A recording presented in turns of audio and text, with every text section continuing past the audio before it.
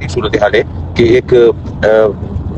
بینفلیکس اتارا جاتا ہے جس پر کوئی سیاسی نعرہ نہیں ہے، جس کے اندر کوئی حکومت کے خلاف کوئی کارروائی نہیں ہے اور جس کے اندر کوئی مفاد پرستی نہیں ہے، اور اس طرح اس کو اتارا جائے اور اس کو اس طرح گن اٹھانے والی ٹرالی کے اندر ڈالا جائے جس پہ آقا جہاں صلی اللہ علیہ وسلم کی روضہ اطہر کی تصویر بھی ہو، قرآن کی آیت ہو، مشہور آیت وما ارسلناک الا رحمۃ للعالمین، حضور خواجہ غلام فرید رحمۃ اللہ علیہ کی شبیہ مبارک بھی ہو، اور یہ تمام صورتحال یہ تو سیدھا سادہ ایسا لگ رہا ہے جیسے کہ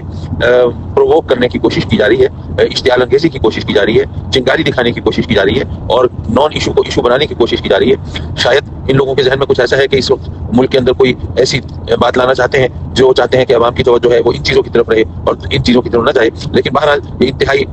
قابل نفرت بھی ہے اور قابل مذمت بھی ہے، اور ہم پوری شدت کے ساتھ اس کی مذمت کرتے ہیں، اور اس پر اگر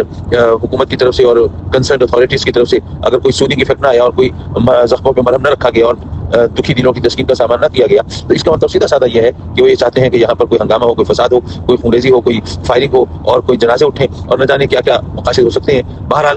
ان درباروں کی حرمت کی خاطر، بزرگان دین کی عظمت کی خاطر اور آقا دو جہاں صلی اللہ علیہ وسلم کی ناموس کی خاطر قربانیاں دینے والوں کی کوئی کمی نہیں ہے۔